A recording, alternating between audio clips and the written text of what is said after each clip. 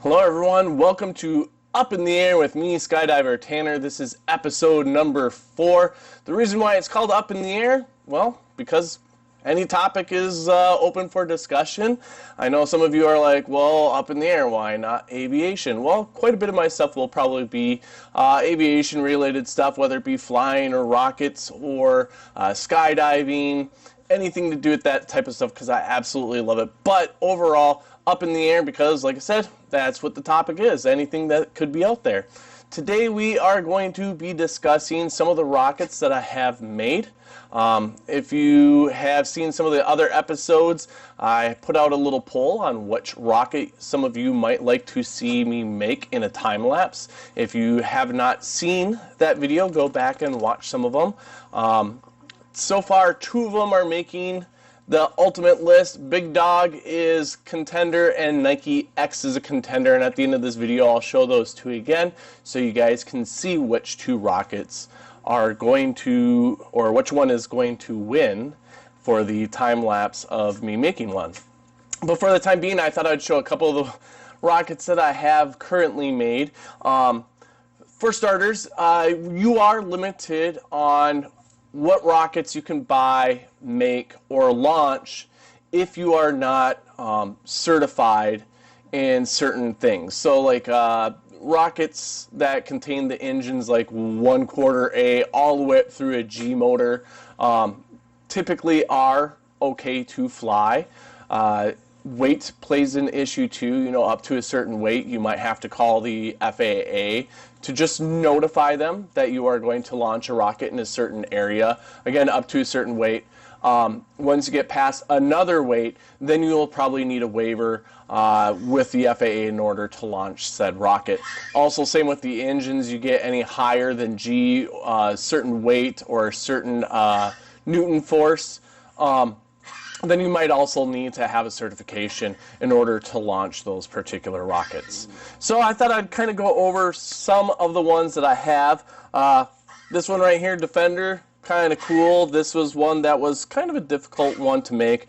It allows 3 motors in this one to be launched up, so you hook them up in a certain way with the launch controller, and all 3 engines ignite at the same time. At apogee, or after the delay, then this part comes off in the parachute and everything comes out. This one probably took me, if I were to put it in man hours, it probably took me about 6 man hours to make this one over the course of about 2 days, letting glues dry, letting paints dry, and getting that figured out.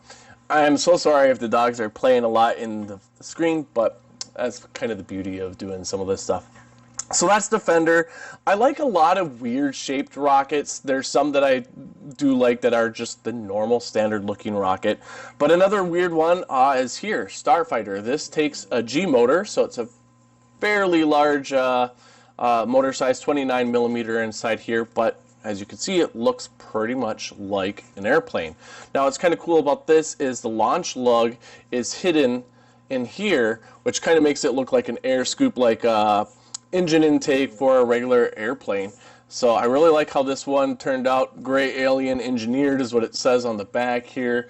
This one actually goes up pretty high. This one, I think the max altitude so far that I've launched it is 1,800 feet, I believe is what this one went. And this one screams. This one goes so fast, it's insane. Really, really sturdy plywood.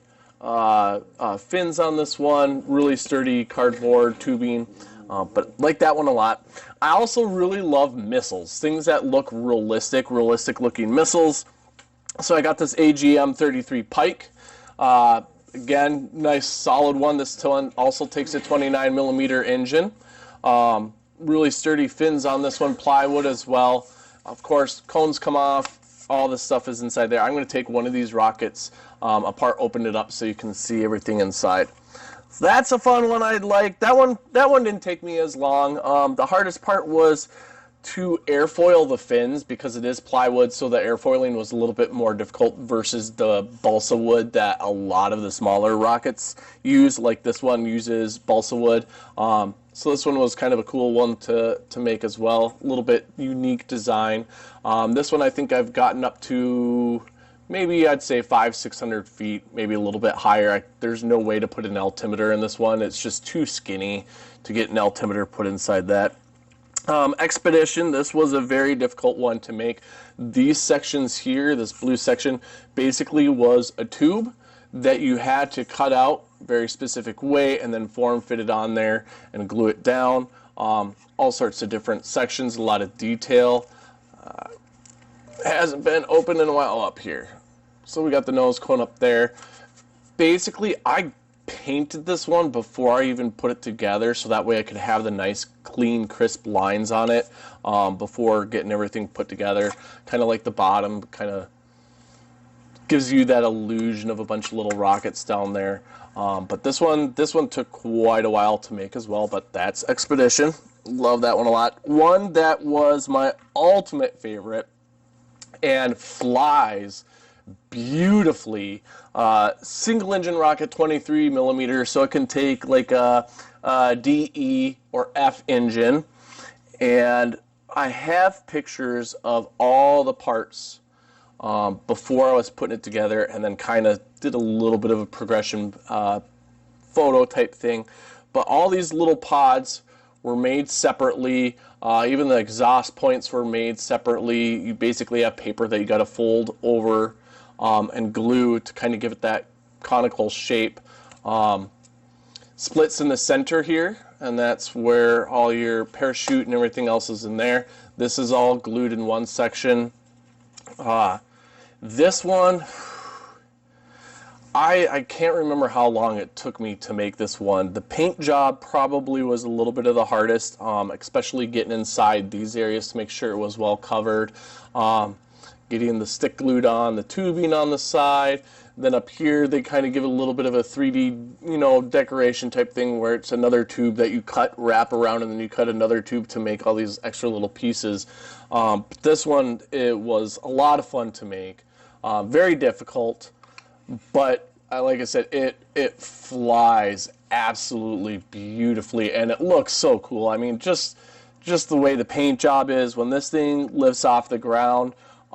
Depending on what engine you have in it, it kind of gives that slow lift off to the build up to full speed flight. Really cool. That's definitely one of my favorites. Like I said, I love missile looking rockets. So I got this AGM 12D bullpup. This was one that I had growing up as a little kid, and so when I got back into rocketry, this was like basically the very first one I bought again because I just love the look of it. It's very mean looking. It flies really well, really straight. The airfoiling and getting the fins lined up took a little bit of extra time, especially so small up here, to try and sand to get it airfoil without basically wearing away the balsa wood too much. Took quite a bit of time. So that's one. Trident. Like I said, I love things that are very unique and very different. This was also a very difficult one to make because the engine goes on the bottom here. And what happens is there's basically 3 holes in this bottom tube, which then lead into these 3 tubes around. So when the ejection charge goes, it distributes the ejection charge up through here, and then at the top there's also little slots which then help blow the nose cone off for the parachute to come out. It's a very cool, futuristic looking airplane type thing. All the little detail that went on to that as well. Very fun. This one flies beautifully as well. It was very straight. Fun to watch it go up, and then especially when the ejection charge goes and it's coming back down, it does kind of like to spin and tumble a lot because it's catching that air, so it spins quite a bit as it's coming down. But it's when it gets to apogee, it gets up and it starts to almost fly like an airplane, and it's just an absolutely brilliant looking rocket when it's flying. Another one, what really got me into aviation was the F-16 Thunderbirds. My dad took me to an air show as a kid, and so I fell in love with them right away, and they had a rocket that's kind of like an F-16. It's fairly similar in a lot of aspects, but any of you who know F-16s, ultimately it doesn't look like one. in the long run, but it's got a lot of the same characteristics. They put the engine air scoop in the front where the launch lug is hidden inside there with the bottom fins, even little gas tanks and the sidewinder mounts on the side. But this one was another very, very difficult one. The thing that was actually the hardest is this nose cone was a bright yellow plastic, so to get that covered up with white paint took some experimenting, because just regular spray paint primer stuff took quite a bit to get in there. And then obviously, as you can see, there's a decal even underneath the canopy, so you put the decal on, and then you cut the canopy out of a piece of plastic, and then you just a small amount of glue to get that on. But this one, again, another really fun one to go up. It goes up and it starts to fly like an airplane once it's reaching apogee, starting to slow down, and then it deploys, and it's a lot of fun. Another missile looking one, the ASM 130. This one takes a 1/2 A or an A10 motor, I believe. And so it's tiny, but this thing cruises. This thing goes pretty quick. About 300 feet maybe. So for a tiny little engine, this thing goes up pretty quick. Very, very detailed, as you can see in that section. Love the paint job on this as well. It was a fun little rocket. Downside is it's kind of hard to pack all the parachute and everything inside here, because what you can't tell is this section, when it gets glued in, it goes up to about there, maybe a little bit higher. So trying to pack everything in along with recovery wadding gets pretty difficult. Now, what I like to do on a lot of these rockets is I don't use the plastic parachutes. I use basically like a nylon type parachute. Lasts a little bit longer. They deploy pretty much guaranteed. A lot of times I've seen some of the plastic ones where they stick, and so it's coming down, and maybe finally at the last second it'll catch air and pop open. Sometimes they pop open right away, and that's cool, but I still prefer my nylon, especially being a skydiver. It's what I'm used to. Getting into some of the bigger ones. Bounty Hunter. Don't know if this is going to fit in all the frame. I'm going to take the camera off the tripod, and I'm going to video some of these bigger ones. Plywood fins. Takes a, too big, but it takes a 29mm engine. I've had a G79, I think, in this one.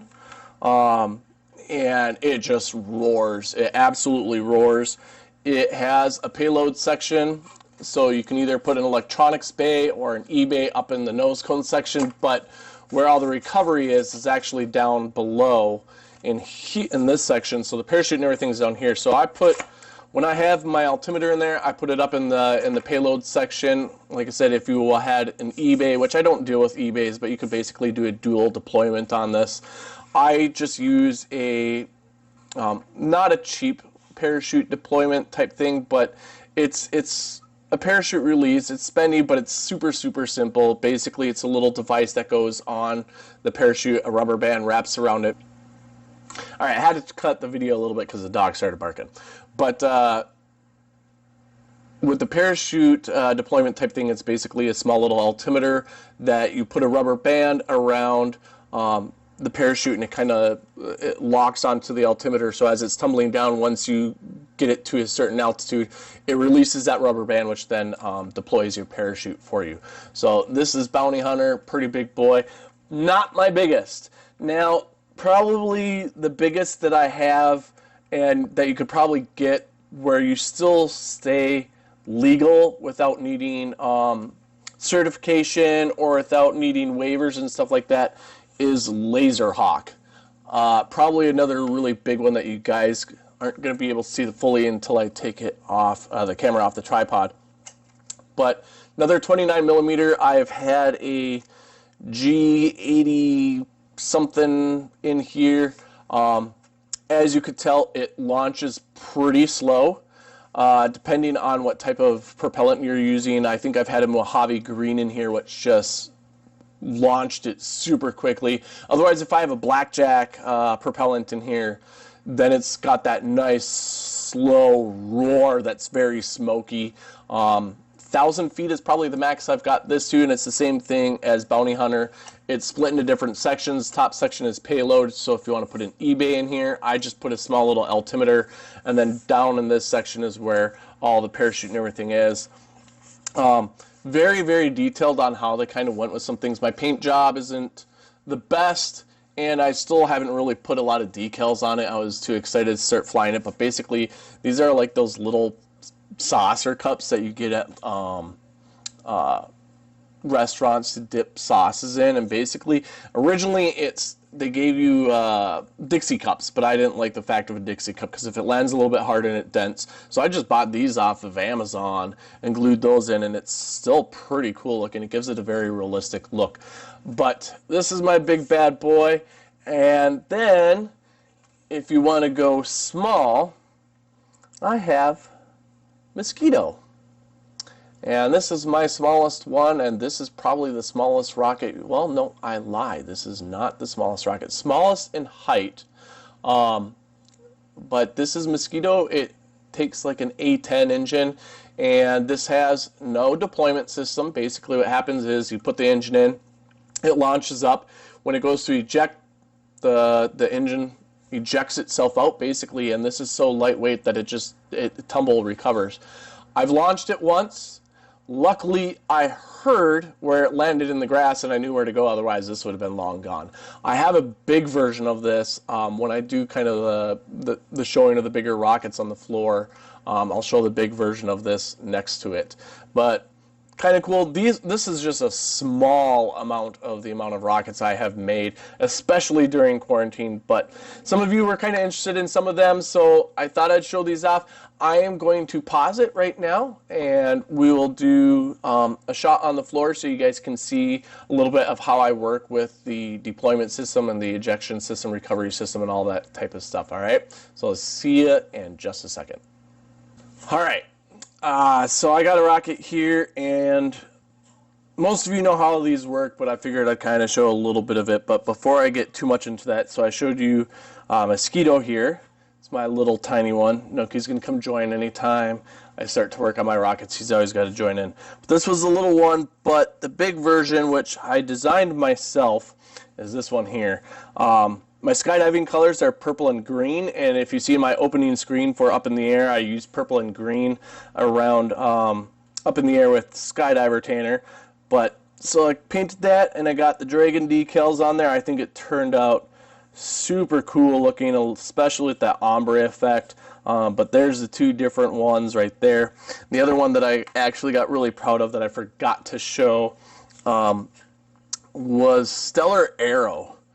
And the colors normally are yellow on this one, and I didn't really like the color for it, so I painted it this like magenta color with the silver tip, and I don't know how well it's going to show up in the video, but I did a lot of ombre effect on these fins to kind of give it that feathery look. So it's black on the inside with a little bit of a green tone and then pink on the edges to kind of give it a little bit of that feathery look, and I love the way this one turned out. So I wanted to share that one before I forgot as well.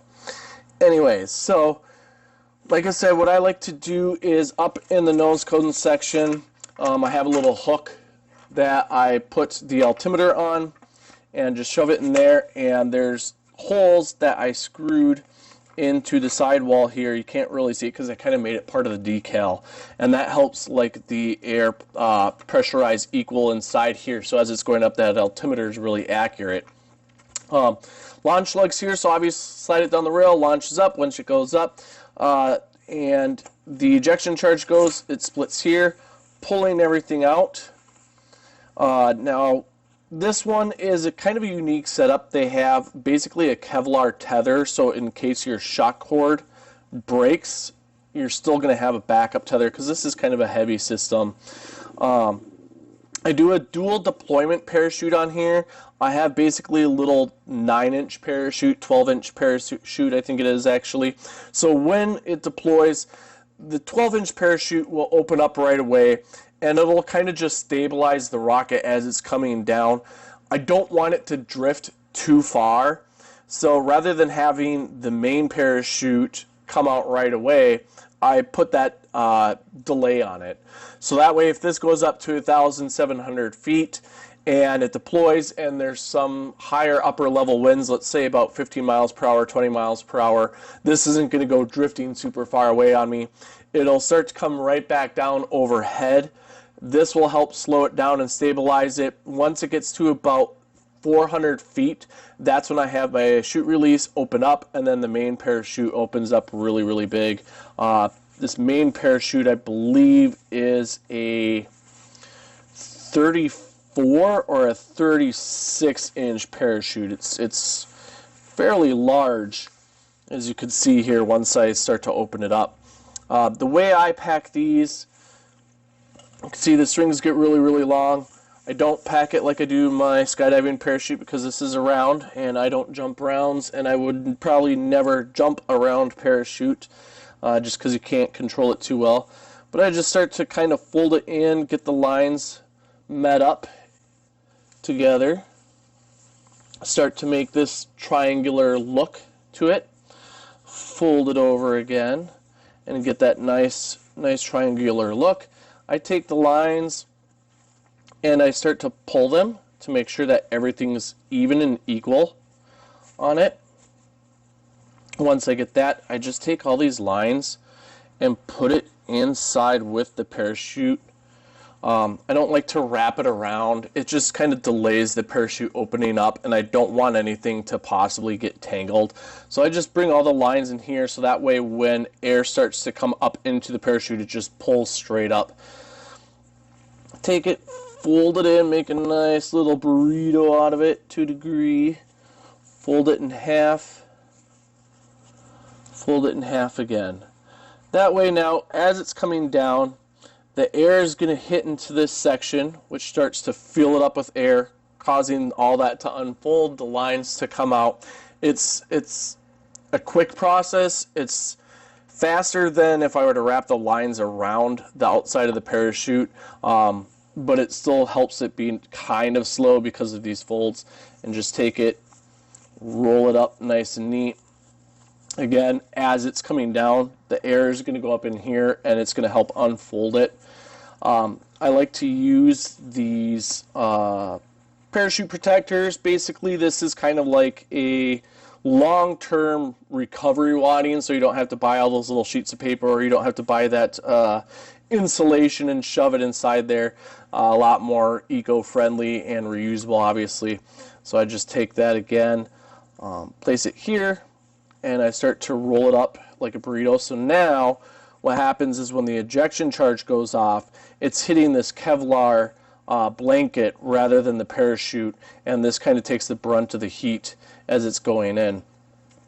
I also like to take these lines and protect them inside with the parachute as well. I'll probably go back and redo this, but usually I make sure it's nice and equal so it's not tangled up and messy. I'm not planning on launching anytime soon, and before I launch, I always re-inspect all this stuff. But I just fold it up nice and neatly, all inside there. This little one, I just basically put on top once I put everything inside. That way it's like a nice little burrito. Everything is protected. It gets pushed in.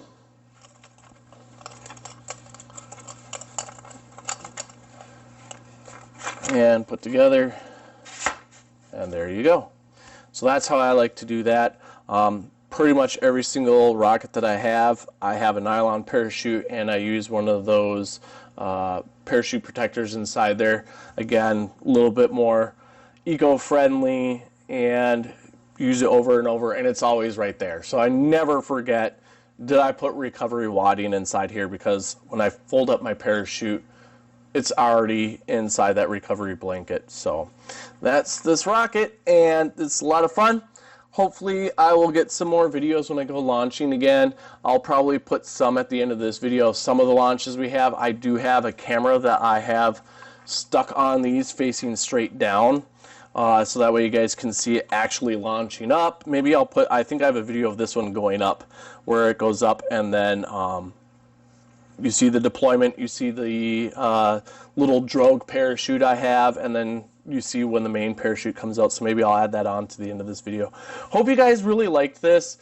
I know right now it's at a very weird angle, And I know a lot of you were very interested in some of the rockets that I had, and considering that it's called Up in the Air, some of you were, you know, hey, it's up in the air, why aren't you talking aviation stuff? So that's kind of why I told you guys a little bit in the beginning.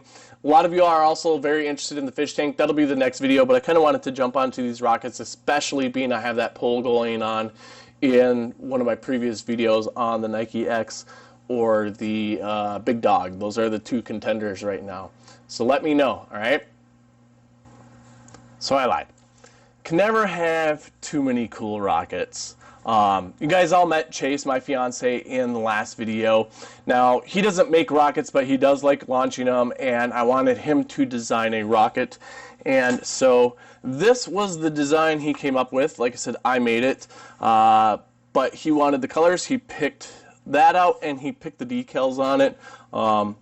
He connects a lot with dragonflies based off of some of his Native American growing up, plus that's some of what people have called him. So this was his design. And then the other super weird, cool one that it looks like a sci-fi type airplane, rocket, don't know what you'd want to call it. This actually takes two motors in the bottom there, and the ejection actually comes from here. So these are where the nose come off, and the parachutes come out from this section, and so it basically comes hanging down like that. But this was a very bizarre one too that I really enjoyed making.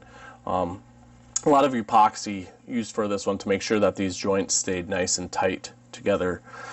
But if you guys weren't part, here are the two contenders. Nike X, as you can see, 12 total fins, 3 rows of 4 fins, and that's one of them that's up there. This would probably take slightly longer just because of the airfoiling of all the fins. Otherwise, Big Dog. Now, the length of this box essentially is how big this rocket is, so don't let the name fool you. It does take a larger motor, and I think that's probably why they call it Big Dog. Add the nose cone on, probably brings it out to here with a little bit of fin hangover. But so these are the two contenders, Big Dog, Nike X. You let me know which ones you guys would like to see a time lapse of me making. But that's where I will end the video. I promise you no more. All right, have a good day, guys.